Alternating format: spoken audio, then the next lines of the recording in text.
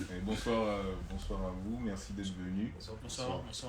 Et ouais, bah, c'est un honneur d'être là. Donc ici on a la Librairie Présence africaine.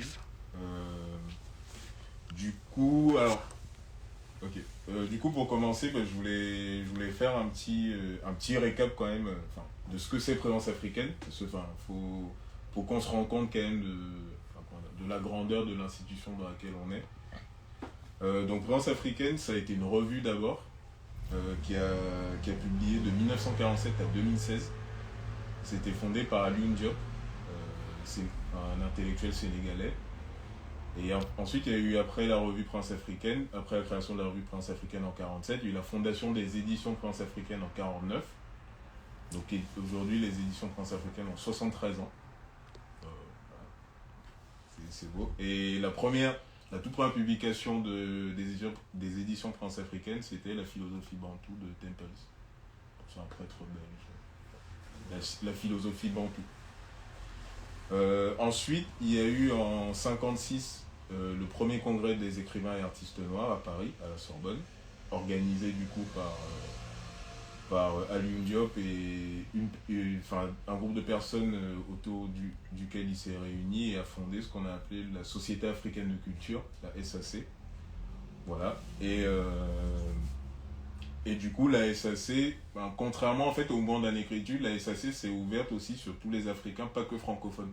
Parce que la négritude, c'était que l'Afrique francophone. Et la SAC, c'est vraiment ouvert sur les Afro-Américains, les Afro-Brésiliens, etc.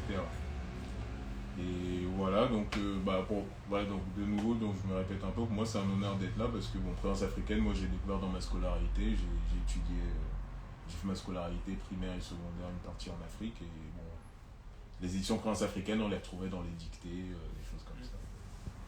Donc voilà, longue vie à Présence africaine. Ouais. Et merci à Présence africaine d'exister, d'être là, de donner de la visibilité à notre culture et nous permettre de découvrir un nombre incalculable d'écrivains de talent, antillais, afro-caribéens, etc.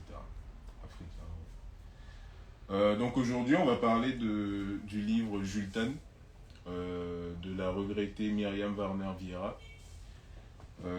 Donc, moi, alors peut-être certains connaissent Paulin Soumanou Vieira, qui a été en fait sur le plan technique, en fait, on peut dire que c'est le père du cinéma africain, parce qu'on a tendance à dire que c'est Ousmane Sembène, le père du cinéma africain. Mais en fait, sur le plan vraiment technique, on peut dire que c'est Paulin Soumanou Vieira. Il est très peu connu, il était d'origine béninoise et sénégalais d'adoption parce qu'il a vécu presque toute sa vie au Sénégal. Et du coup, Myriam Warner Vieira, c'était son épouse. C'était son épouse, elle nous a quittés en 2019 à Tours. Et donc, je vais commencer du coup par une petite biographie express de Myriam Warner Vieira. Voilà. Donc, ah oui, du coup, je vais essayer au maximum de donner un peu, la documentation sur laquelle je m'appuie dans ce que je dis. Donc là, en fait, la bio express que je vais faire de Myriam Warner Vieira, je l'ai réalisée à partir d'une interview que l'auteur a donnée en 95 à une critique française qui s'appelle Françoise Pfaff, P-F-A-F-F, bon, je sais jamais trop prononcer, et voilà, qui a été publiée dans un petit journal qui s'appelle College Language Association Journal. Voilà. Donc Myriam Warner Vieira, elle est née en 1939 à Pointe-à-Pitre, en Guadeloupe. Elle y a vécu jusqu'à ses 12 ans, puis après elle est venue en France. Et elle a fait ses études primaires à la Guadeloupe. Voilà. Donc son père était originaire d'Antigua. C'est du coup une île entre guillemets anglophone de la Caraïbe. Donc en fait elle a vraiment du coup entre guillemets cette double culture à la fois un peu francophone et anglophone. Et pour la petite histoire, son père était protestant et à l'époque en Guadeloupe c'était vu comme une hérésie d'être protestant parce que tout le monde était catholique. Et du coup par exemple pour l'inscrire à l'école, elle dit dans une interview, c'est une autre interview là sur laquelle je m'appuie pour dire ça. Dans une interview, elle dit en fait que voilà, son père a usé de beaucoup de stratagèmes pour pouvoir l'inscrire à l'école, tout ça, parce que comme on savait qu'il venait d'un milieu protestant, c'était un peu le diable. Quoi. Donc, du coup, c'est un aspect qu'elle a souvent relevé dans les interviews qu'elle a eu à donner. Donc du coup, son père est mort quand elle avait 7 ans. Et sa mère, en fait, n'a pas eu de formation intellectuelle. Elle a fait ses études jusqu'au brevet et puis elle s'est mariée. Et donc, en fait, à la mort de son père, du coup, sa mère a quitté la Guadeloupe pour aller en France et s'est trouver du travail. Et du coup, elle, pendant ce temps, elle est restée avec sa grand-mère maternelle en Guadeloupe. Voilà. Et en fait, quand du coup sa mère a eu les moyens de pouvoir la faire venir, elle est partie, du coup, il me semble, à l'âge de... C'est ça, à l'âge de 12 ans, je l'avais dit, voilà. Du coup, elle est partie en France rejoindre sa mère. Et du coup, elle a fréquenté une école primaire du 2e arrondissement de Paris.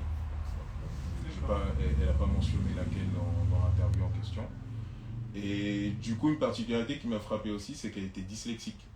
Elle était dyslexique et gauchère. Et du coup, à l'époque, elle le dit dans l'interview que à l'époque, comme c'était pas courant, son entourage, sa famille pensait que c'était vraiment une tare. Et par exemple, ils ont lui frappaient les doigts quand elle écrivait parce que on trouvait pas ça normal qu'elle soit gauchère. Et doubler de la dyslexie, du coup, moi, ça m'a donné d'autant plus d'admiration pour elle parce que parce qu'elle elle a quand même une œuvre conséquente, entièrement publiée chez Prince Africaine. Donc, son premier roman s'appelle Le Quimboiseur l'avait dit, c'est publié en 1980. Le deuxième, donc c'est un roman, le deuxième c'est Jultan, dont on va parler, 1982. Et il y a eu après un recueil de 9 nouvelles publié en 88 qui s'appelle Femmes échouées. Voilà. Et les 3 sont publiés chez Prince Africaine. Et donc je reviens pas à sa biographie. Donc en fait, elle a été un peu désorientée quand elle a rejoint sa mère à Paris parce que en fait, elle était assez jeune, elle avait 12 ans et du coup, elle dit dans l'interview, elle a retrouvé une mère en fait qu'elle connaissait pas vraiment. Et comme en général les grands-parents sont un petit peu plus doux que les parents, du coup elle a retrouvé entre guillemets une certaine sévérité, un certain cadre auquel elle n'était pas habituée en Guadeloupe. Notamment, elle dit voilà, que quand elle était en Guadeloupe, elle pouvait s'absenter des fois comme ça sans raison de l'école, alors que quand elle est arrivée ici, sa mère lui a dit non, l'école. Et en plus, comme elle avait des difficultés que les gens ne comprenaient pas en écriture, comme elle écrivait de la main gauche, tout ça, du coup, elle a pris un peu de retard, elle a redoublé par exemple son CM2. Voilà. Et du coup, quand elle a obtenu, alors ça n'existe plus en France, mais au Cameroun par exemple, dont je suis originaire, ça existe encore, quand elle a obtenu ce qu'on appelle le CEPE, c'est les certificats d'études primaires, qui existent encore dans certains pays d'Afrique. Du coup, à la suite de ça, elle a choisi de faire des études pour devenir coiffeuse. Et du coup, elle s'est inscrite dans une école pour apprendre la coiffure pendant 3 ans. Et elle est retournée en Guadeloupe en 57, parce qu'elle avait l'ambition d'ouvrir un salon de coiffure. Et en fait, elle n'avait pas les moyens financiers, du coup, elle a trouvé un job sur place. Elle a essayé d'essayer de se faire de l'argent pour pouvoir ouvrir son salon de coiffure, mais elle était payée une misère, donc elle a abandonné son projet et elle est revenue à Paris. Elle est revenue à Paris et elle a décidé de vouloir faire carrière dans le fonctionnariat. Donc elle est rentrée à la poste, dans les services postaux. Ouais. Voilà. Et elle pensait faire carrière dans le fonctionnariat, mais du coup elle a rencontré Paulin Soumanou Viera, qu'elle a épousé en 61. Ils sont retournés au Sénégal en 61.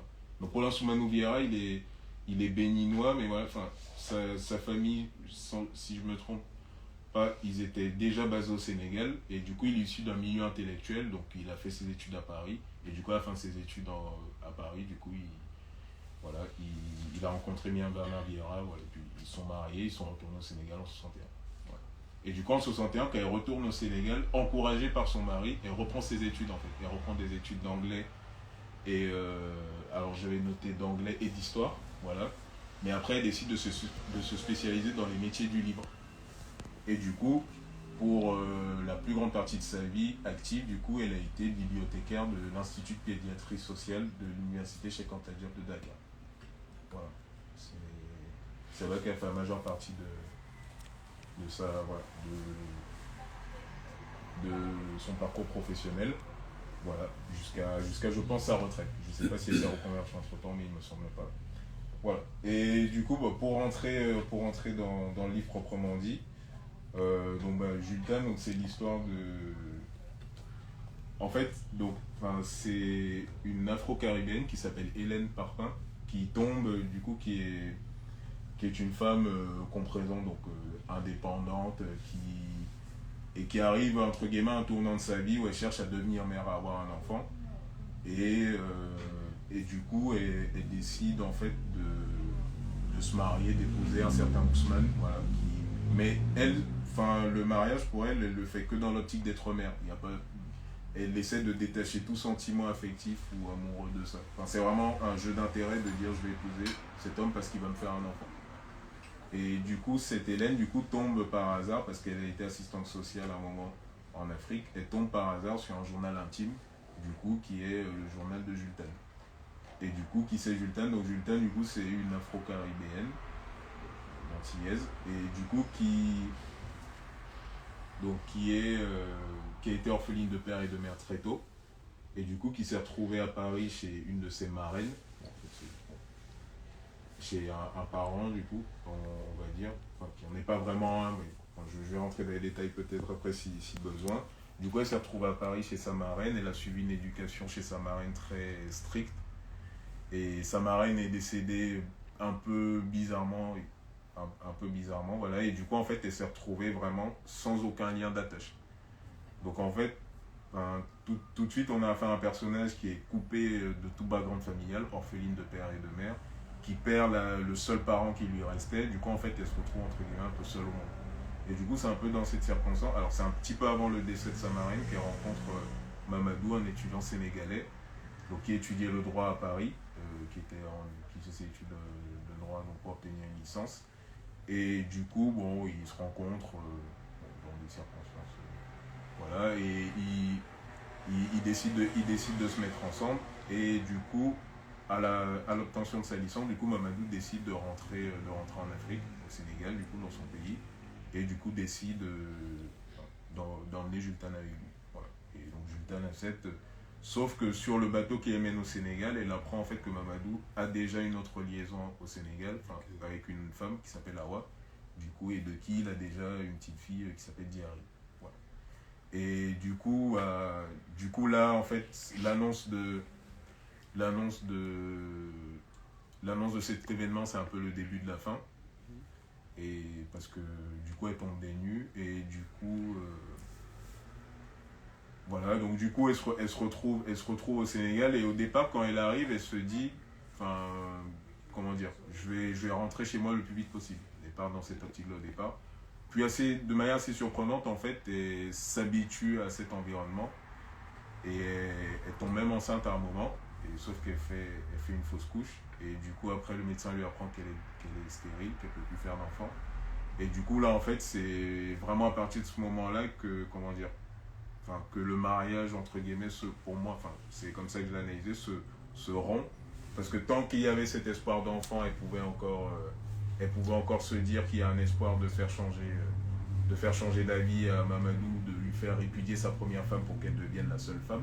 Mais à partir du moment où elle n'a plus d'enfant, du coup, voilà, tout espoir est perdu. Et du coup, là, en fait, on la voit sombrer petit à petit dans la déchéance physique et mentale. Donc, elle perd la raison. Et du coup, entre-temps, Mamadou, il a pris une troisième femme qui s'appelle Ndeye. Et du coup, une femme qui déteste Jules Tan, bon, pour des raisons... voilà, elle se déteste. Et du coup, suite à la déchéance de Jules Tan, petit à petit, en fait, il va avoir une succession de tragédies. Donc Awa, la première femme du coup de Mamadou, va perdre ses 3 enfants le même jour, presque au même moment. Et du coup, pour des raisons... Alors, c'est très intéressant parce que je l'ai vu aussi dans une interview. En fait, le livre laisserait penser que c'est Jules Tan qui aurait empoisonné plus ou moins volontairement les enfants d'Awa. Mais en fait, Myriam Vieira, en fait, elle n'est jamais trop claire sur les circonstances de la mort des enfants. Et j'ai vu dans une interview qu'elle a fait exprès. Et elle le dit dans une interview que j'ai fait exprès de maintenir une espèce de flou pour que ce soit le lecteur qui décide de qualifier, voilà. Scénario. C'est ça. Qui se fasse le scénario qu'il a envie de se faire. Voilà. Mais en tout cas, quand on lit le livre, il semblerait que Jules Tan soit responsable de la mort des enfants d'Awa. Du coup, suite à cela, Awa, elle se suicide, elle se jette dans un puits. Et du coup, donc il ne reste plus que Jules Tan et Ndeye et Mamadou. Et du coup, il y a un incident qui se produit avec Ndeye, c'est que Jules Tan, qui est très fan de je crois que c'est la 9e symphonie de Beethoven, voilà. Et du coup, elle a un disque qui joue cette musique. Donc elle met à jouer son disque un jour à la maison, et du coup Ndeye vient et casse son disque et la frappe en disant que voilà, ta musique de folle, on n'en veut pas ici. Et du coup, à partir de cet événement, elle a décidé qu'elle se vengerait coûte que coûte de cet affront que Day lui avait fait. Et alors, ce qui est assez frappant, c'est qu'elle a encaissé un tas d'actes méprisants de la part de Day. Elle n'a jamais dit à Mamadou, mais le fait d'avoir cassé son disque, elle est allée dire à Mamadou, Day a cassé mon disque. Donc, il y a cet événement, vraiment, entre guillemets, ça signe un peu, entre guillemets, l'arrêt de mort de Day, quoi. Donc, du coup, à ce moment-là, Jultan est vraiment dans la haine pure et elle fomente un plan pour éliminer Day, clairement. Et du coup, au début, elle pense à la poignarder, mais en fait, finalement, elle s'en débarrasse, entre guillemets, du coup, en lui versant de l'huile bouillante sur le visage. Ouais. Et du coup, suite à cela, elle est internée en hôpital psychiatrique par Mamadou, du coup, et ses proches. Et au final, en hôpital psychiatrique, elle revient un petit peu à elle-même et se réadapte un peu à la vie normale, entre guillemets. Et sauf que elle apprend un jour que Mamadou, qui venait parfois lui rendre visite, il a fait un accident de circulation, il en a péri. Et du coup, suite à l'accident de Mamadou et sa mort, du coup, elle-même, elle se laisse du coup dépérir et le livre se termine sur sa mort elle-même à elle. Et ouais. Donc je sais. Et après, voilà. Et la dernière phrase du livre, c'est voilà. Donc Hélène qui referme le journal intime de Jultan. Et du coup, c'est intéressant, c'est la question que je me suis posée, c'est est-ce qu'à la lecture du journal de Jultan, est-ce qu'Hélène va finalement épouser Ousmane et avoir un enfant de lui, ou est-ce qu'elle va s'imaginer une autre issue possible? Bon, évidemment, on n'a pas la réponse, mais en tout cas, voilà, le livre se termine voilà, sur le fait qu'Hélène referme le journal et elle est un peu, entre guillemets, transfigurée par ce qu'elle a lu du récit de Jultan. Et voilà. Et en fait, il y a vraiment un côté, ça la réhumanise. C'est-à-dire, je vais lire le passage exact pour être le plus précis possible dans mes propos. Voilà. Donc du coup, c'est l'une des toutes dernières phrases du livre, c'est Hélène redressa avec tendresse les coins écornés du cahier, le referma et pour la première fois depuis près de 20 ans, elle pleura. Le journal de Jultan avait brisé le bloc de glace qui enrobait son cœur. Voilà, donc il y a vraiment ce truc à la fin du récit. Hélène se trouve, entre guillemets, réhumanisée par du coup, le parcours de Jultan, qui est sa compatriote, qui l'a bouleversée. Voilà. Donc déjà, avant de commencer, je sais pas, qui a lu... j'ai lu le livre. Qui a lu le livre? J'ai lu le livre, c'est donc très court et très compact de plein de choses. Et c'est vrai que tu as terminé sur ce rapport entre les deux héroïnes des personnages principaux.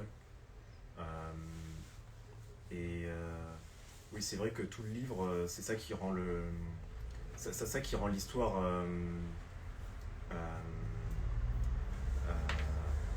c'est ce qui rend l'histoire assez spéciale, c'est ce rapport entre la lectrice et les émotions que ressent la lectrice de Jultan.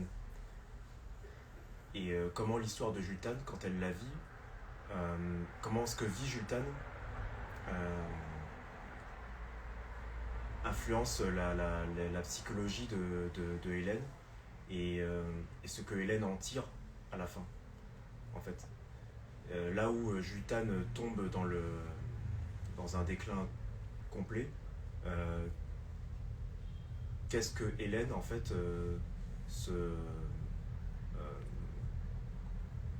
qu'est-ce que Hélène tire en fait de bon dans sa lecture en fait. Là où d'une part il y en a une qui a tout perdu, est-ce que au moins la lectrice en a tiré quelque chose, peut aller de l'avant et peut imaginer une suite positive, plus positive que celle de Jultan, alors que pendant tout le livre, elle va plutôt dans son sens, elle l'accompagne dans son idée de vengeance, bien avant que Jultan ait une idée de vengeance d'ailleurs. Et voilà, c'est ce rapport entre les deux personnages qui rend la chose assez subtile. Merci beaucoup pour ta remarque. C'est vrai que comme je disais tout à l'heure, c'est vraiment la question que je me suis posée, c'est que quel effet en fait en termes d'acte du coup va avoir la lecture de ce journal pour Hélène, quoi. Est-ce qu'à la suite de ça, Hélène va... Et d'ailleurs, c'est intéressant, il y a une interview de Myriam Vieira dans laquelle, justement, Et c'est intéressant parce qu'elle n'est pas d'accord avec son interlocuteur. L'interlocuteur pense que Hélène, à la suite de la lecture du roman, va décider de ne pas épouser Ousmane et du coup se dire je vais vivre en tant que femme sans enfant, etc. Et Myriam Vieira elle-même, elle dit moi je pense plutôt que Hélène va quand même épouser Ousmane et lui faire un enfant et advienne que pourra. Donc du coup, c'est vrai qu'il y a vraiment... on peut pas savoir, hein. Là on est dans les hypothèses. Mais je trouve que c'est une vraie question que ça soulève et en ça le roman laisse un peu sur sa fin. Parce qu'on n'arrive pas en fait à voir comment Hélène va matérialiser les enseignements qu'elle aura tirés de la lecture du journal de Jules Tan.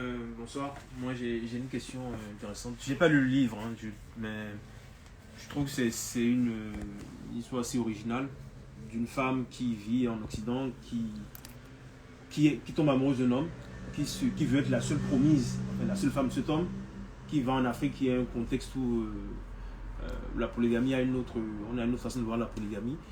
Et je pense que c'est quand même ce genre d'histoire a dû arriver à certaines autres femmes dans la vie, hein. Bon, aussi bien en Afrique qu'en Occident, qui retournent ces années en Afrique.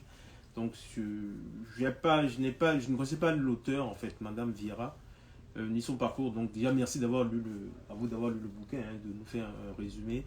Moi la question que je voulais poser en vous écoutant, donc si j'ai bien compris, il y a une dame qui lit C'est ça, c'est Hélène qui tombe sur le journal de Jules Tan. Journal intime de Jules Tan. Et c'est ça qui est l'histoire. C'est ça. Donc, mais dans ce que vous dites, si je vous suis, en lisant le bouquin, Hélène apparemment, donc l'auteur Madame Vieira décrit les émotions d'Hélène quand elle lit le... Comment vous avez senti, vous, quand vous dites que Hélène... puisque Hélène doit se marier avec Ousmane, c'est ça? C'est ça. Et elle tombe sur le livre, le journal intime. Donc, a priori, l'auteur qui a écrit le bouquin exprime les émotions que Hélène ressent quand elle lit l'histoire de Jules Tan. Donc, c'est pas... Si on lit le livre, en gros, on a non seulement le récit des faits, donc la vie de Jules Tan avec ses 2 concubines, etc. en Afrique, et maintenant aussi les émotions ressenties par celle qui lit le journal intime. D'accord. Ça, c'est pas un élément que moi j'avais capté quand j'ai lu la 4e couverture. Okay. J'ai cru qu'on était uniquement dans l'histoire de Jules Tan. Oui, c'est vrai. Mais je ne sais pas qu'il y avait... Là, je découvre qu'il y a une personne qui lit... qui découvre une histoire. Donc, c'est comme 2 histoires un peu imbriquées, quoi. Voilà. Donc, moi, c'est plus ce volet-là, pour le coup, qui me donne envie de lire le bouquin pour savoir un peu comment Hélène, pour vraiment ressentir ses émotions, mettre un mot sur les émotions qu'elle a ressenties. Et voilà, moi, ce côté un peu imbriqué, d'histoire imbriquée là, qui pour le coup, moi, me captive sur le moment, par rapport à ce que vous dites. Voilà.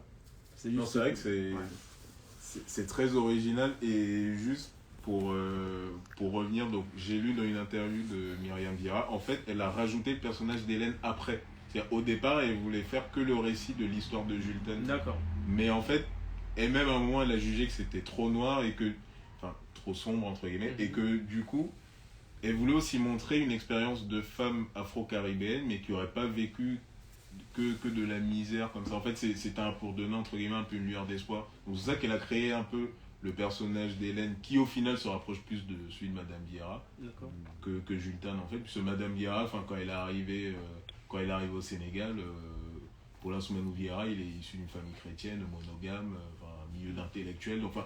Ce récit, c'est quand même à des années-lumière de ce que l'auteur elle-même a vécu. D'accord. Voilà. Donc si on devait même la rapprocher, l'auteur dans des personnages, ce serait Hélène.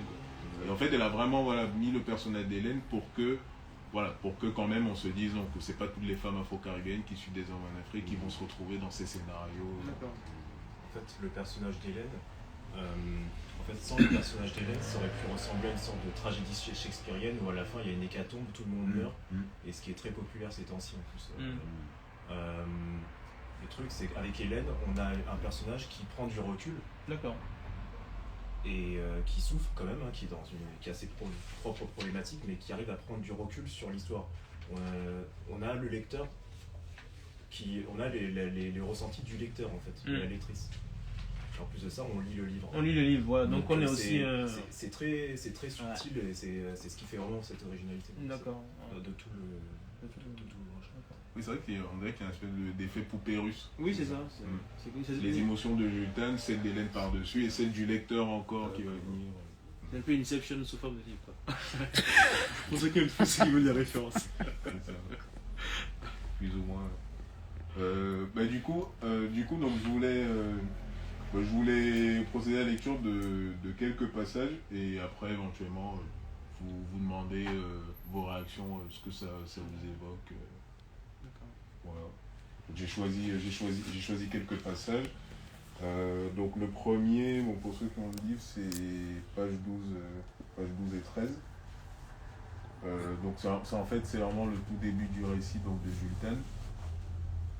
Voilà, donc je vais lire, mais je vais sauter quelques passages. Donc, né un 25 décembre, jour d'allégresse, dans un bourg d'une petite île de la mer des Caraïbes, j'ai de ce fait été conçu une nuit de carême, dans une période de jeûne et d'abstinence. En naissant, j'étais déjà victime des éléments, sans compter 3 siècles d'histoire de notre peuple, dont mes frêles épaules devaient hériter.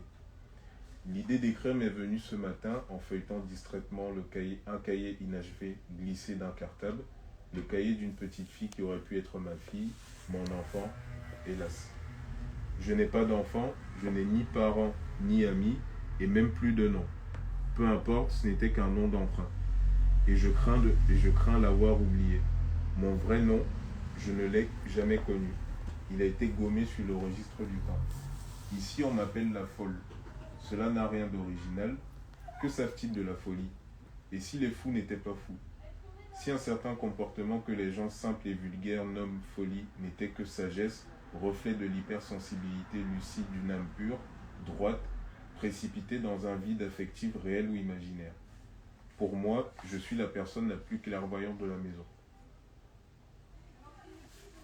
Et donc en fait, j'ai choisi ce passage parce que, et en fait c'est entre guillemets, moi en prenant un peu du recul dans le livre, j'ai l'impression que Myriam Viard, en écrivant ça, c'est un peu un espèce de test de laboratoire. Elle s'est dit, ok, je vais créer un personnage, je vais le dépouiller de toute identité, et puis je vais le précipiter dans un choc culturel où elle n'a même pas idée, et on va voir ce qui se passe. Et j'ai vraiment l'impression, et là c'est ce que ce passage, je trouve, m'évoque un peu, c'est qu'on prend un personnage qui est orphelin, qui a en fait aucun lien humain solide auquel se rattacher, et qu'on précipite comme ça dans une culture qui lui est totalement étrangère, et évidemment c'est la catastrophe.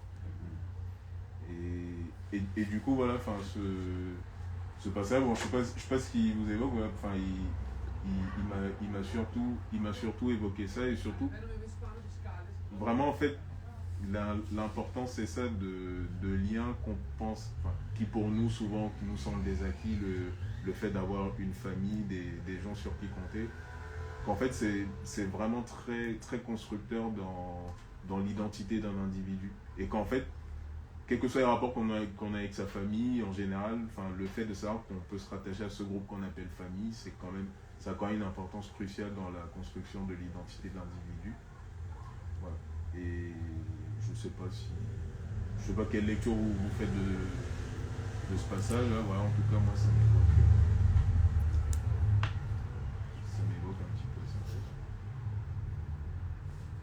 Moi personnellement, j'ai pas lu le livre non plus, mais j'ai bien aimé dans la phrase que tu viens de lire. Il y a un truc qui m'a interpellé, entre guillemets, c'est où commence la folie et qui décide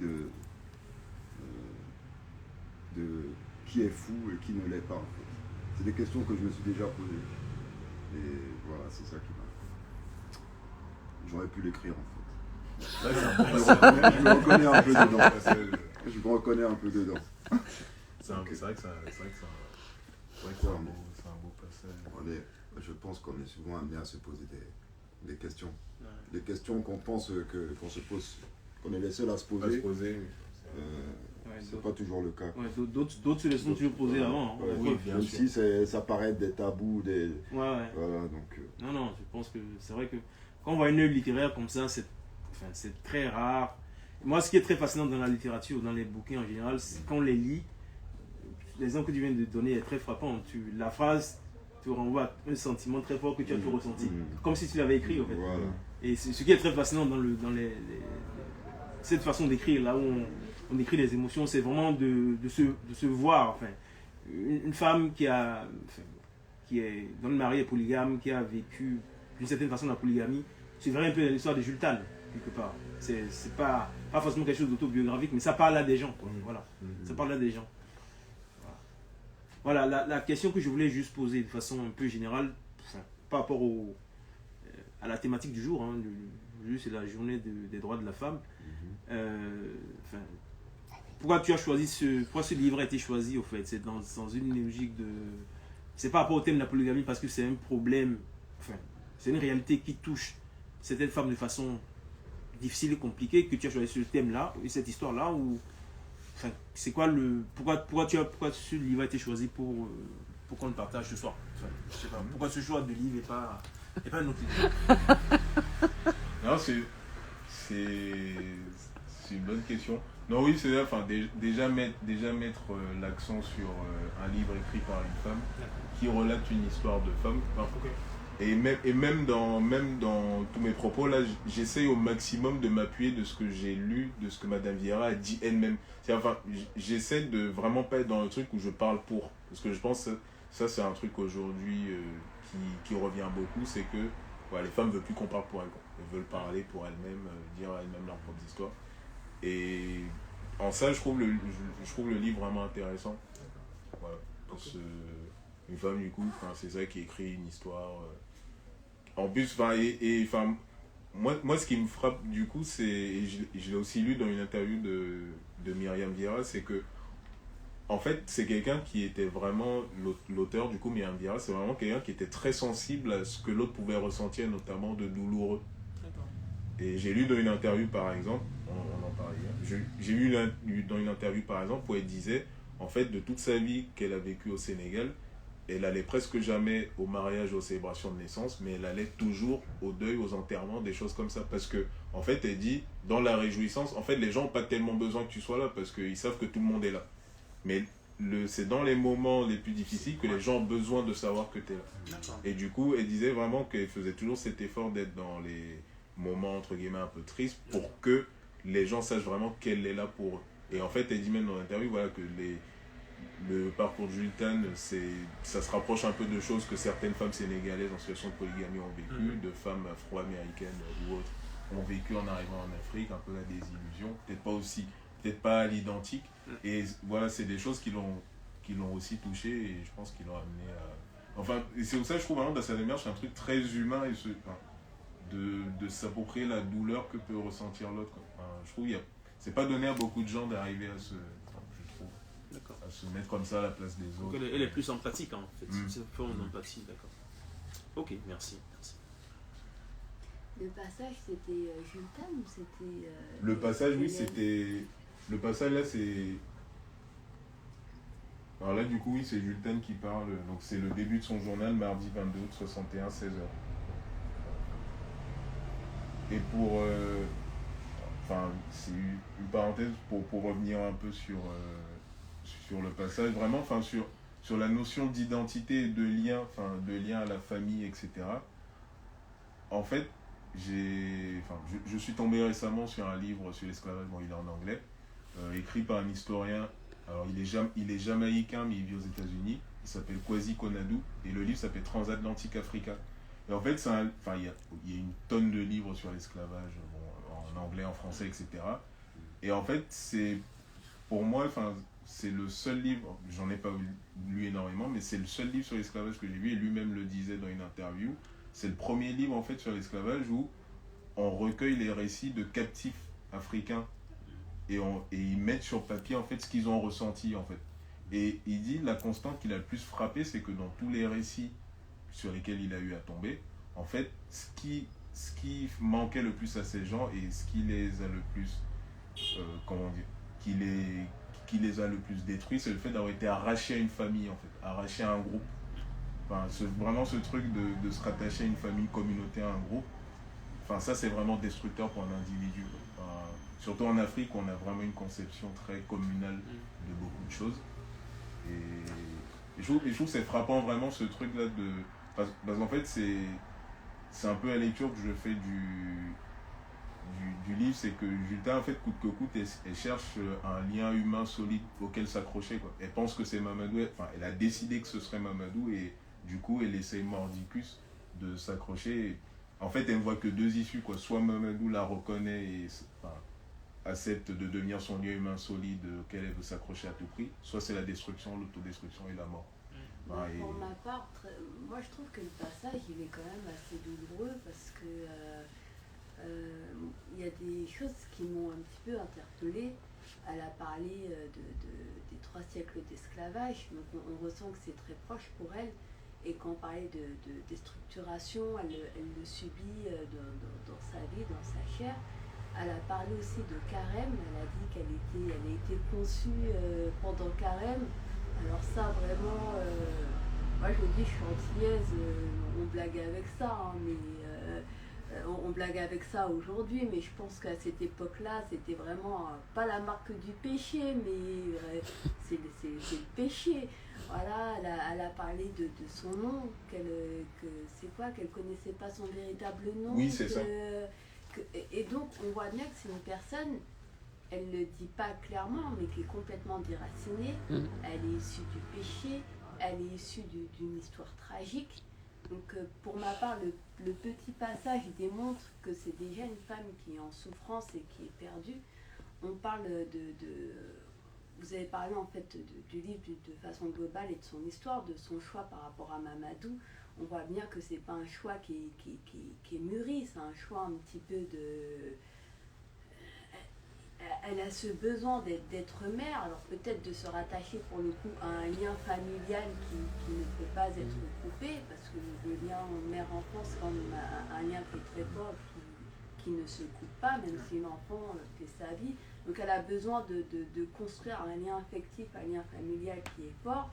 Cet homme, ça devient un objet, pardon de parler comme ça, mais c'est un moyen d'arriver à ce qu'elle veut. Et pour le coup, il n'y a pas de discernement quand même dans le choix de cet homme, parce que si c'était une femme qui était réellement construite, elle aurait vu si pour elle, il est possible d'envisager la polygamie ou pas. En tant que femme, on sait très bien si oui, je suis en mesure de vivre cette vie ou non, ce n'est pas possible. Et elle n'a pas eu ce discernement. Et le petit passage démontre bien que c'est une femme qui, à la base, est déstructurée. Voilà. Donc, en fait, ce qui s'est passé par la suite, son déclin, pour moi, c'était déjà prévisible, puisque elle avait déjà une psychologie qui était fragile. Donc c'était, je ne sais pas comment est Hélène, je ne sais pas si Hélène est aussi déstructurée, mais pour le coup, si Hélène n'est pas déstructurée, alors je me rappelle plus, ça finit bien ou pas pour Hélène, je me rappelle plus. En fait, il n'y a pas de... On ne dit pas comment ça se termine. Ça se termine juste sur le fait que voilà, ça l'a un peu... Tu l'avais lu le bouquin du coup? Tu l'avais lu? Ah, pas du tout. Non, t'as pas lu le là, bouquin. Elle a juste bien écouté. D'accord. J'ai vraiment l'impression que tu l'as lu, quoi. C'est très bien résumé. Non, parce que le petit passage, quand j'ai entendu Carême, les trois, le nom, de parler du nom de famille qui ne sait pas d'où il vient, et les trois siècles d'esclavage, il y a quand même ce qu'elle dit, c'est un journal intime. Oui, c'est très personnel. Un journal intime, on dit quand même des choses qui est dans le cœur et puis qui anime. Et ce qui l'anime, c'est ça. Ce qui est dans ses pensées, c'est ça. Donc ça, c'est... Et je trouve que j'ai vraiment buté sur Carême, pardon. Mais, en plus, on est en plein dedans. Exactement. Oui, c'est vrai. Exactement. Oui, c'est la période. Ouais, on est dedans. Ah, faut faire ton catéchisme. Hein. C'est son retour. C'est l'humour, c'est l'humour. Et qu'est-ce que je voulais dire? Oui, mais en fait, c'est important qu'elle ait abordé parce qu'on est dans une époque où, en tout cas, les Antilles sont vraiment très imprégnées encore aujourd'hui, mais je pense beaucoup plus à cette époque-là par le christianisme et l'importance de vivre chez chaque temps et de dire qu'elle était conçue pendant Carême, ça dit quelque chose, elle est en train de dire quelque chose ici. Donc, pour ma part, il y avait tous les éléments dans ce petit passage-là pour dire qu'elle est pas très bien. Merci beaucoup. Mais c'est très intéressant parce que plus loin dans le livre, en fait, elle revient sur le fait qu'elle a été conçue pendant le carême pour dire en fait que ce qui lui arrive n'est que la conséquence de ça. Enfin, Comme déterminisme. c'est ça, enfin, elle fait vraiment preuve d'un certain fatalisme au niveau de son sort en fait. Alors c'est très ironique parce que de manière contradictoire, quand les enfants d'Awa meurent, les trois sur le coup, la plupart des gens avec qui elle s'entretient, du coup, les Sénégalais disent que Allah donne et Allah reprend. Donc Dieu donne et Dieu reprend et que c'est ainsi. Elle est choquée par le fait que les gens se résignent à penser que c'est la volonté de Dieu que les enfants soient morts. Pourtant, elle-même, elle n'est pas choquée par le fait qu'elle se dise non mais de toute façon j'ai été conscient pendant le carême, c'est fini. Mamadou, je peux jurer que par lui, je me laisse mourir. Et elle n'est pas choquée par ça, mais par quoi elle est choquée par le fait que les gens se résignent à accepter la mort des enfants sans plus de... Du coup, c'est vraiment intéressant ces petits paradoxes-là, parce que voilà. Et du coup, moi, j'ai un deuxième passage à vous proposer. Donc, il est aux pages 30 à 32. Ce sera important. Donc là au niveau du contexte, donc là il a déjà rencontré Mamadou, ils sont déjà ensemble. Et donc du coup, voilà, donc je commence ma lecture. Donc jusqu'à ma rencontre avec Mamadou, j'avais donc vécu bien loin de tout écho du monde colonial. Aussi, indépendance ou autonomie étaient des mots tout à fait nouveaux pour moi. Néanmoins, je ne tardais pas à comprendre et analyser les faits. 6 mois plus tard, je me sentais parfaitement à l'aise. Je pris position bien sûr pour l'indépendance, qui correspondait mieux à mon caractère entier, tandis que Mamadou, craignant de perdre un peu de son confort made in France, se comportait en autonomiste déclaré. Il affichait un indépendantisme de surface bien tiède. Il m'avoua d'ailleurs qu'à la fin de ses études, s'il obtenait une bonne situation, le régime politique lui importerait peu. Le plus virulent défenseur de l'indépendance, un condisciple de Mamadou, ayant vu son père obligé de faire des travaux dégradants, humilié et frappé par les Blancs, gardait à ces derniers une haine qui le faisait vibrer de rage quand il en parlait. Ce qui du reste ne l'empêchait pas de tenir tendrement par la taille sa petite amie blanche. Très jolie, blonde, elle se prénommait Martine. Elle avait rompu avec sa famille qui ne voulait pas recevoir de nègres et vivait en extase devant son homme. Peut-être espérait-elle par son amour obtenir pour ses compatriotes une rémission de leurs crimes.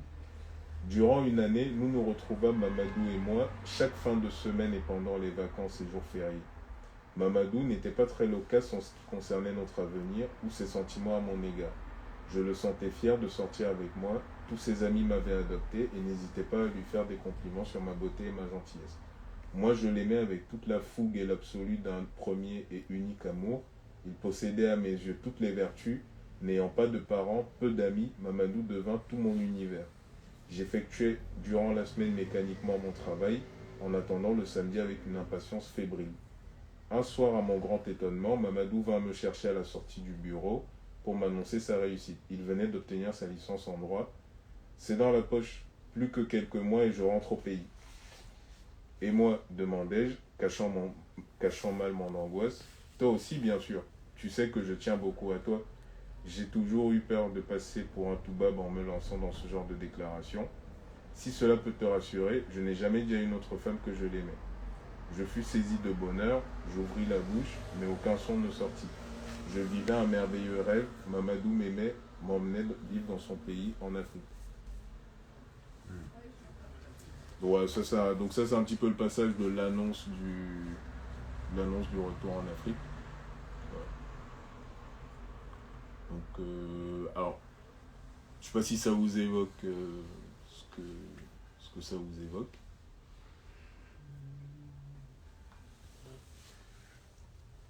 Il y a deux choses Il y a là-dedans. plusieurs éléments. Mais... Ouais. Il y a le narratif sur l'indépendance, voilà, ce milieu de penseurs de l'indépendance, et puis le fait qu'elles partent au pays de Mamadou, c'est légal, sur un coup de tête, en fait, sur Ouais, presque, ouais. C'est quoi que la déclaration d'amour qu'elle venait de recevoir avec l'euphorie de la déclaration. Donc, elle est confortée dans le fait que Mamadou, lui, avoue ses sentiments. Mamadou lui dit, je n'ai jamais dit à une autre femme. Donc, elle se sent un peu unique, privilégiée. Et là, dans cet élan, quand l'autre dit, mais je t'emmène, dans l'extrait, on ne voit pas une partie où elle dit, ah, tu es sûr, machin. Enfin, je ne sais pas si après, il y a un moment où elle exprime un doute. Mais elle est embarquée sur un moment d'euphorie, et puis, bon, elle se laisse emporter, quoi. Et puis, voilà. Comme sur un coup de tête, comme tu as dit. C'est ce que moi, je comprends. Enfin, c'est ce que m'évoque ce passage aussi. Comme décision un peu spontanée. Voilà. Moi, je suis en train de penser, elle ne sait pas en fait tout ce qui va se passer après. C'est ça. En fait, ce passage, je le trouve très intéressant parce que, enfin, moi j'ai l'impression, enfin, de voir comme ça, on aurait l'impression que Jultan, entre guillemets, choisit d'aller en Afrique, mais en fait, enfin, dedans, je vois de la part de Mamadou beaucoup de cynisme et de manipulation et d'égoïsme, parce qu'en fait, il vient lui annoncer qu'il va retourner en Afrique une fois sa licence obtenue. Ça y est, dans quelques mois, plus que quelques mois, je retourne en Afrique. Mais du coup, je sais pas votre conception, mais si vous êtes en couple avec quelqu'un et que vous prenez ce genre de décision, ça se discute. Donc je sais pas, j'envisage de partir en Afrique, qu'est-ce que tu en penses? Ça tombe un peu comme un coup près, quoi. Ouais. Alors que lui, en fait, il a déjà décidé qu'il rentrait en Afrique. Et du coup, elle qui est, enfin moi là du coup, je vois vraiment là une chosification de Jultan parce que vraiment il dit j'ai décidé de rentrer et oh oui tiens toi t'es ma petite chose, tiens je t'emmène au passage pas trop dans le le truc. Et du coup je suis encore d'autant plus surpris par espèce de déclaration un peu maladroite où il dit j'ai toujours peur de passer pour un poubelle. Et en fait que elle accepte ça et la fin du passage c'est j'ouvris la bouche, je vivais un merveilleux rêve, etc. Mamadou. Alors c'est très intéressant je vivais un merveilleux rêve parce qu'en fait c'est qu'un rêve. Ce qu'elle pense là à ce moment-là c'est qu'un rêve, c'est pas du tout la réalité.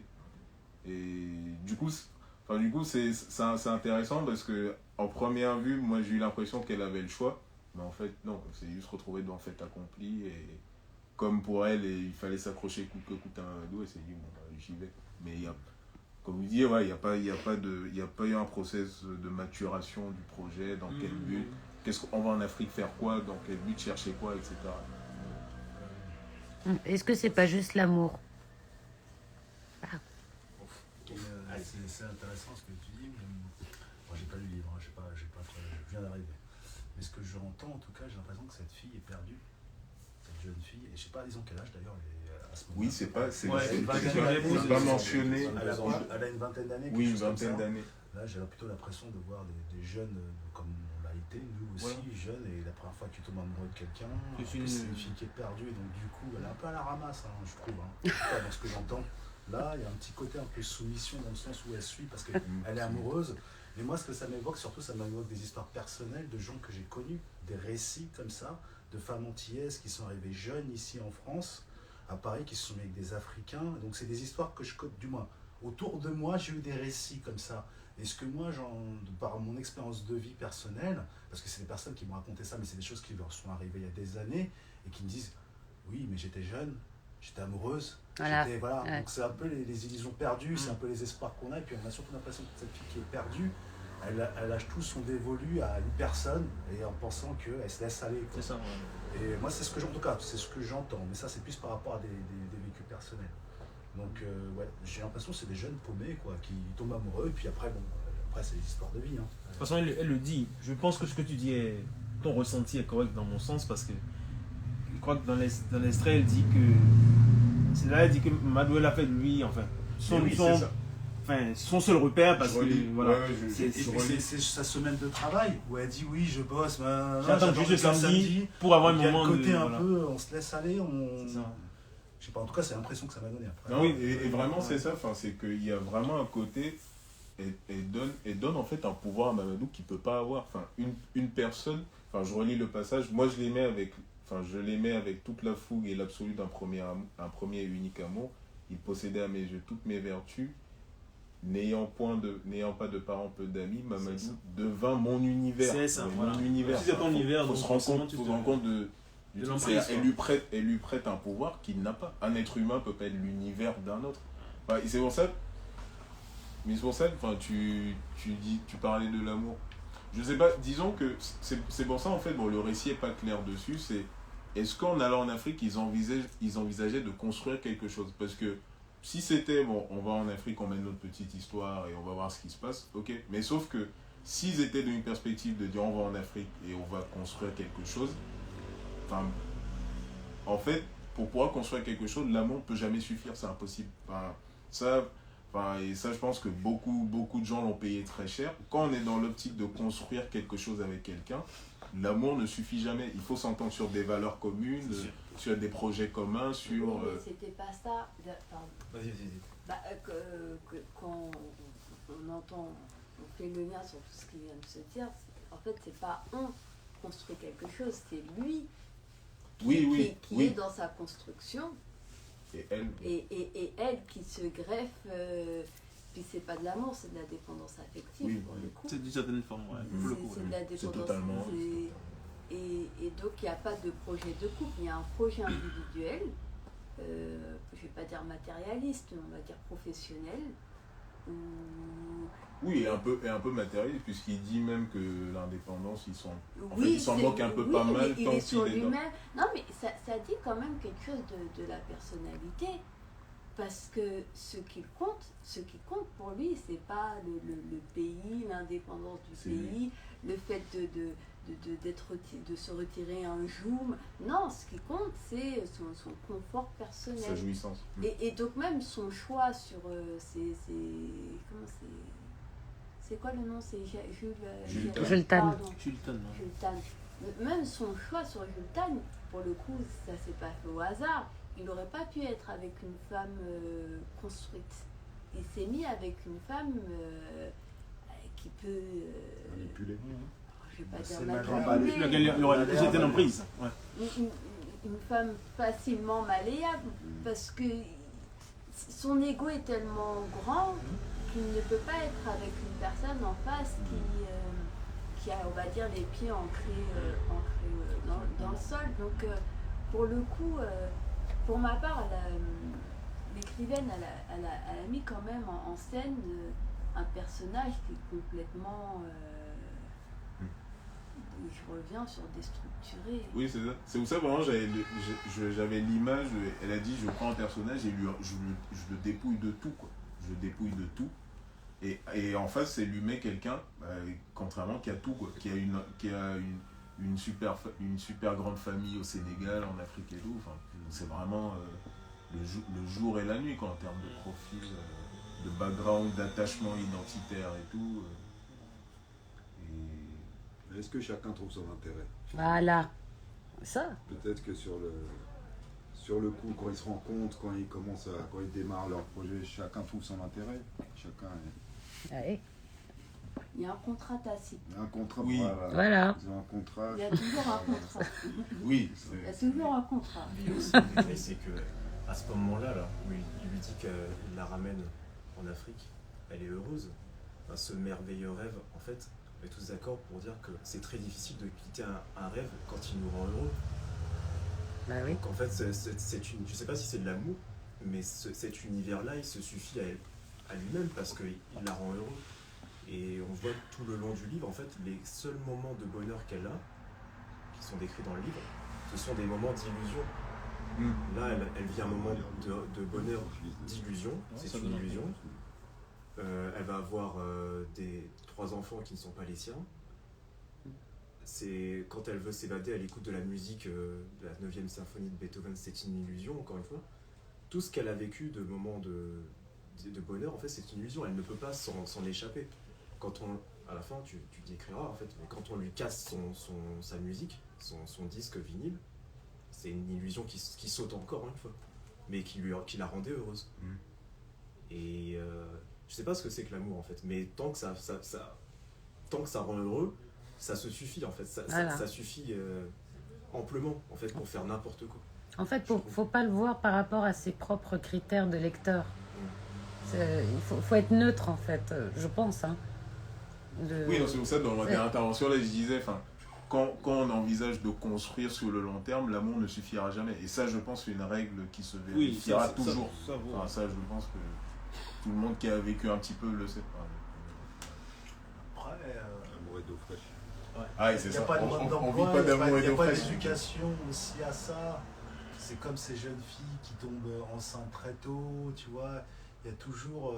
je veux dire qu'en fait, il n'y a pas d'école, qui t'apprennent, des gens qui t'appellent ce que c'est que l'amour. Il y a beaucoup de gens qui le découvrent par eux-mêmes. Là, c'est une fille qui n'a pas de parents, qui a tout lâché, machin, donc elle arrive comme ça. Quand tu n'as pas été formé, quand il n'y a pas quelqu'un au moins une personne âgée qui te donne des conseils, qui te dit attends, l'amour, tu sais, nanani, ça va, ça vient, ça dure qu'un temps, des choses comme ça. Moi, je vois plutôt des... Moi, c'est un récit, c'est le récit de cette fille, c'est un truc qui arrive tous les jours, quoi. Des filles qui tombent amoureuses d'un gars, qui se font un peu embobiner, et pourtant on les a prévenus, mais ça continue encore. Bon, après, c'est mieux qu'ils me ressentent. C'est comme un sentiment de... Il faut se brûler les ailes un peu pour avoir le sentiment qu'on a les ailes, quoi, tu vois. Voilà, il faut se brûler les ailes. Donc même si elle avait conscience que peut-être que son voyage en Afrique était un peu aventureux, un peu risqué, elle était dans comme tu dis, hein, une forme de bien-être sur le moment, et puis elle s'est laissée porter, quoi. Voilà, par rapport à ces conflits intérieurs, ces petits démons intérieurs dont on a parlé. Mais bon, comme tu l'as bien dit, hein, c'est du vécu. Il n'y a pas d'école pour ça. J'aime bien ta phrase, il n'y a pas d'école pour ça. Il n'y a que le vécu qui compte. La même symphonie, c'est bien l'hymne à la joie. Il me semble. Ça termine bien. Pas une apothéose, une sorte d'extase. C'est pas ça. Si, oui. Si. La neuvième. Si, oui. Et je pense qu'elle qu'elle en parle. Quand elle écoute ça, à un moment donné, tu sais, le côté catharsis, elle se... Exactement. Et c'est vrai qu'en plus, Sakwepo lui cache le disque à ce moment-là, où c'est le moment. C'est le moment, d'accord. Pour l'hymne européen, non? C'est ça, oui, ils l'ont utilisé d'ailleurs pour l'hymne européen. Tout à fait. Ouais, c'est ça. La neuvième. Mais pour revenir juste sur l'amour, je crois qu'on en parlait hier, Marie. Je pense au-delà de l'amour, comme vous avez dit, qui peut être une espèce d'euphorie, de coup de foudre, machin et tout. Dans notre contexte, pour nous les Africains, pour des gens à qui ça fait 500 ans qu'on a appris à se haïr, ça fait 500 ans qu'on nous a appris à se haïr, je pense qu'aujourd'hui, aimer et être aimé, ça doit se réapprendre. Et ça, il ne faut pas avoir honte de dire, on en parlait hier. Pour des gens qui sont complètement déracinés comme ça, on peut pas se mettre en guillemets sur le même pied d'égalité et dire bon oui, on se laisse un peu comme les autres porter par des trucs, parce que en fait déjà de base il y a on part déjà avec un handicap au niveau des racines, tout ça. Je pense qu'il y a vraiment une toute autre reconception de l'amour, qu'est-ce que c'est aimer, être aimé, etc., qu'on doit réapprendre, parce que tout comme j'en reparlais hier, tout comme moi je suis enseignant, tout comme la parentalité doit se réapprendre. Être parent aujourd'hui, surtout de nos jeunes sœurs et frères africains en France, ça doit se réapprendre, parce que quand on voit majoritairement comment nos jeunes... je ne vais pas déplacer le problème, mais c'est vrai que aimer, être aimé, pour un peuple qui a subi autant, ça doit se réapprendre. Moi, je suis parfaitement d'accord, parce qu'en fait, la structure familiale a été complètement détruite, et c'est dans ce noyau familial, dans cette structure familiale qu'on apprend à aimer, puisqu'on voit sa mère aimer son père aimer sa mère. On apprend aux enfants, entre frères et sœurs, à s'aimer l'un l'autre, on apprend l'amour familial. On regarde ses parents être parents, donc ça donne déjà des indices lorsqu'on devient parent soi-même. Et comme tout ça, ça a été détruit par l'esclavage et la colonisation, oui, ça crée... Bon, après, c'est un autre débat, mais ça crée des gens perdus. Et donc, oui, il y a un travail à ce niveau-là. Qu'est-ce que l'amour Alors, qu'est-ce que l'amour et comment le mettre en œuvre? Oui. Mais, pour le coup, elle est perdue et voilà. Et du coup, ça me permet de... C'est tellement de choses à dire. Non, du coup, ça me permet juste de parler, moi d'un livre qui m'a un peu permis d'évoluer sur ce type de questions sur l'amour, là, c'est ce livre qui s'appelle The Spirit of Intimacy, Ancient African Teachings on the Ways of Relationships. Et donc j'ai la traduction en français là, donc c'est La sagesse de l'Afrique au service de nos relations. Vive l'intimité, ça a été écrit par la regrettée, elle est morte l'année dernière, Sobonfou Somé. En fait, une femme burkinabé qui a été formée vraiment à l'école entre guillemets traditionnelle africaine. D'accord. Et qui avait une vraie expertise dans tout ce qui est énergie et tout, qui a conféré dans beaucoup d'universités américaines, souvent devant que des publics largement européens, très peu. Et ça, c'est un livre en fait qui a eu beaucoup de succès en fait dans la communauté afro-américaine. Il a été traduit en France, cette traduction elle date du début des années 2000, 2001. Voilà. Bon, la traduction, bon, elle est impossible à trouver aujourd'hui, mais bon voilà. En tout cas, c'est un livre dans lequel on aborde justement qu'est-ce que l'amour, qu'est-ce que l'intimité, qu'est-ce que ce genre de choses, au sens de nous, les Africains. Ouais, et en plus, vraiment par quelqu'un qui vient de l'éducation africaine, pas quelqu'un de... Il est plus disponible en anglais qu'en français. C'est ça. La version anglaise est plus facile à trouver. La version française, elle est impossible à trouver. Évidemment. Mais ça c'est toi qui l'as acheté. Oui. La version française. Je l'ai trouvé chez un antiquaire. Ah ouais, d'accord. Tu as tes réseaux. Les Français sont compliqués. Mais voilà, en tout cas, c'est un livre. C'est un livre que j'ai recommandé à beaucoup d'amis quand ils se sont mis en couple. Souvent parce que c'est vraiment, entre guillemets, c'est presque une doctrine, entre guillemets, tout couple afro, de partenaires afro devrait lire ce livre quoi, pour vraiment... Pour vraiment merci pour le partage. Ce truc quoi, de réapprendre l'intimité. Elle est plus sur le truc qu'est-ce que l'intimité. Mais en fait, c'est un peu lié, l'intimité, l'amour. Il reste plus que 2 minutes. Oui.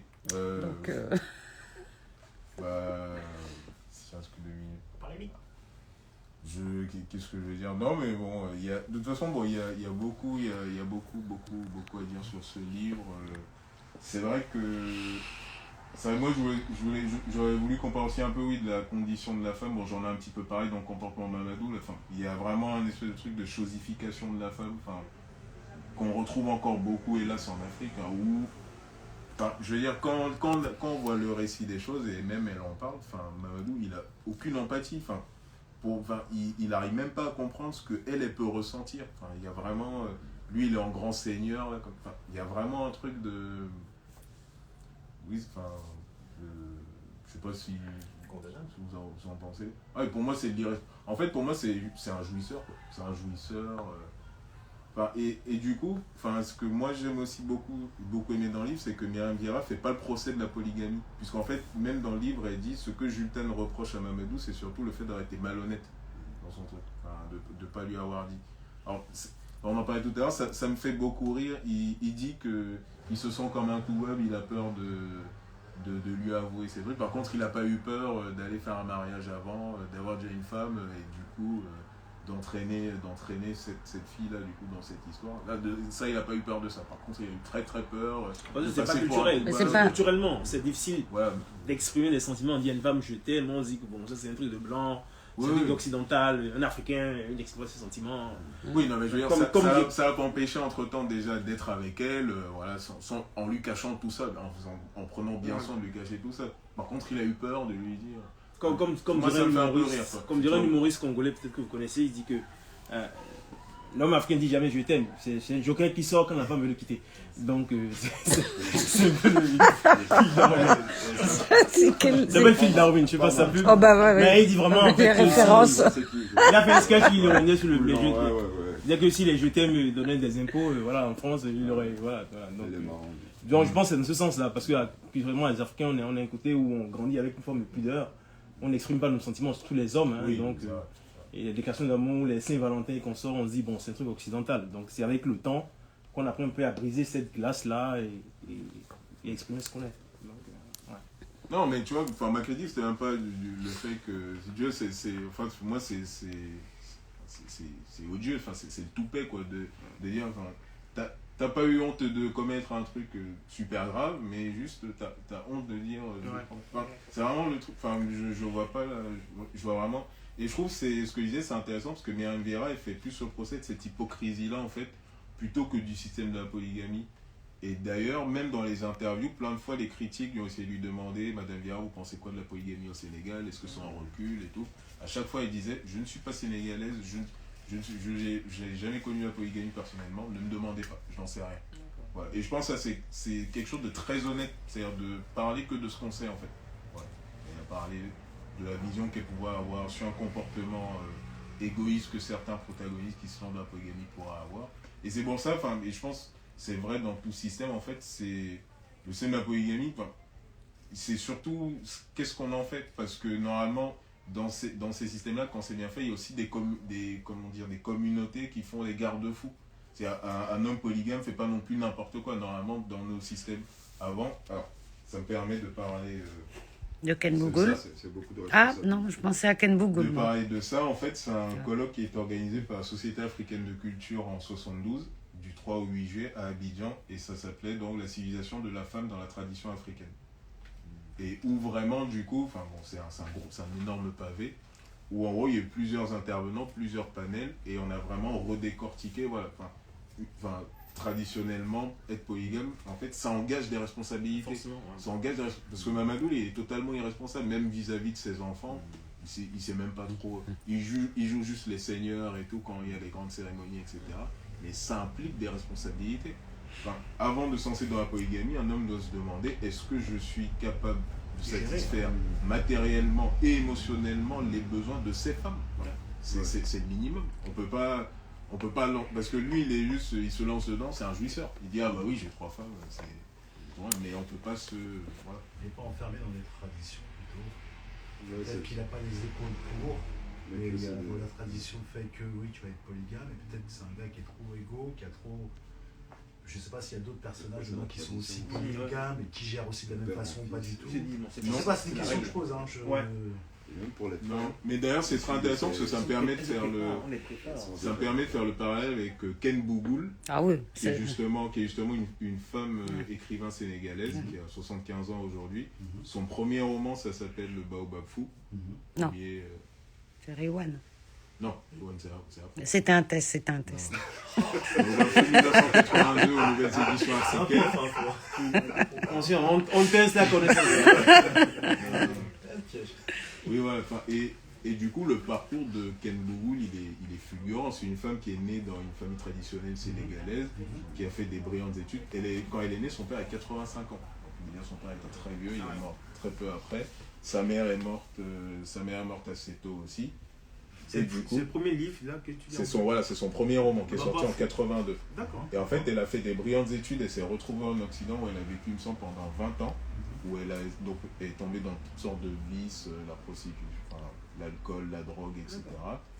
Et du coup, d'ailleurs, il y a un passage du Baobab Fou où elle dit « J'ai pensé pendant 20 ans que je trompais un peu les Occidentaux et que, entre guillemets, il y avait un échange, mais je me suis rendu compte que non, que c'est que moi qui donnais et je recevais rien. » Et du coup, elle retourne au Sénégal au début des années 80, elle retourne pas dans sa famille, en fait, elle décide de se débrouiller par elle-même. Et du coup, elle est presque mendiante, SDF, vraiment, elle tombe très très bas.